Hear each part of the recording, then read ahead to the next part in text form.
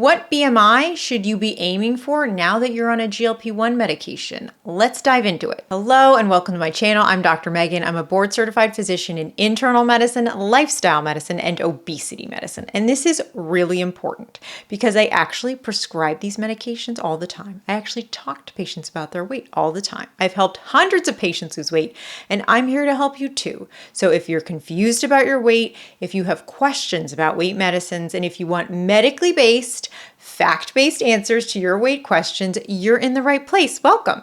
So this was a viewer question, and actually I get this quite a lot. So thank you all for sending those questions in. But a lot of people are wondering, okay, now that I'm on a GLP-1 medication, the weight is going down, I can see progress.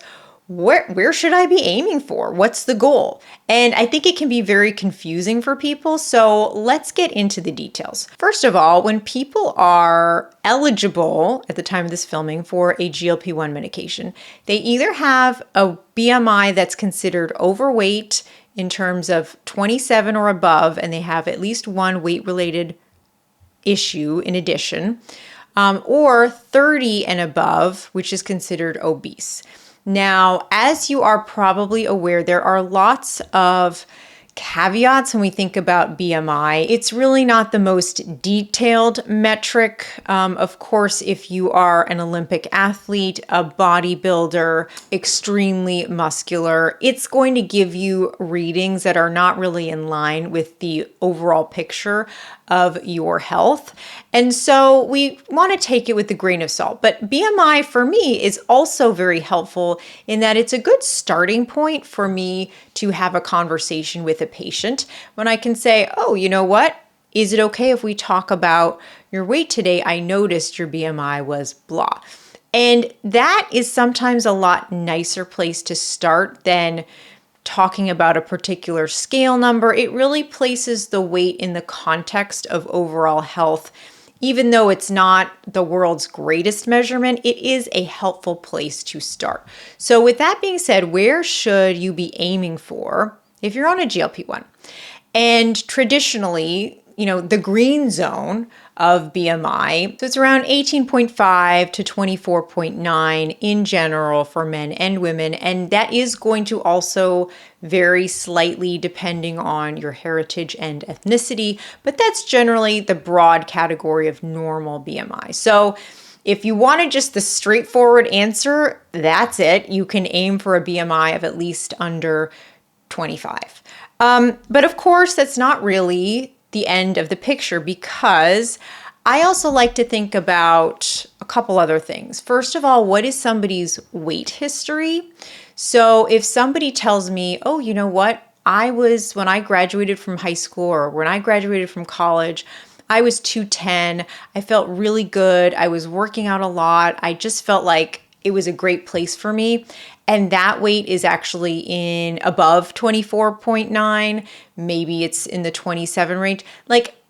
To me, the weight history is extremely important in figuring out somebody's goals, because they may have had an experience of being more comfortable at a slightly higher weight. And making sure that somebody feels like a weight is sustainable and comfortable for them is also extremely important in terms of long-term health and how long they're going to be able to stay at that weight. It's equally important for me to know maybe their high school weight, the weight in their 20s or their 30s was actually, it's always been really high. Maybe they've never been a normal BMI, because a lot of people, especially in America, they are fighting with one hand tied behind their back because they've always been overweight or obese. It's extremely easy in this country to be in the overweight or obese category. There are lots of systems that are promoting. We live in a very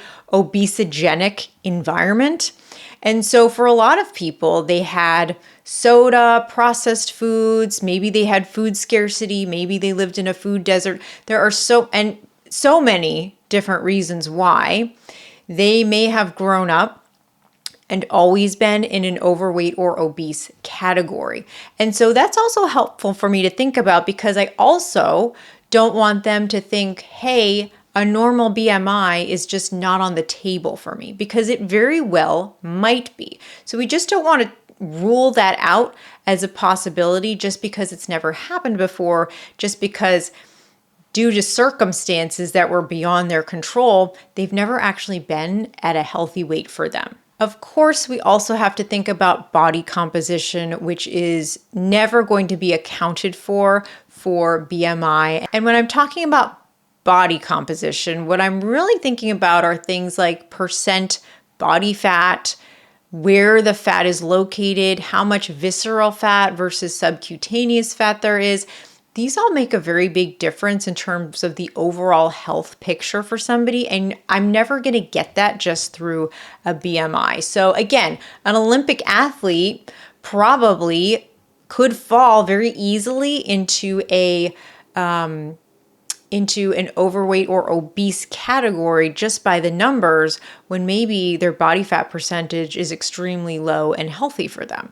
So that's a very important thing to take into account. Things like waist circumference, again, another proxy for that visceral fat, the fat that's deep within the abdominal cavity next to the internal organs.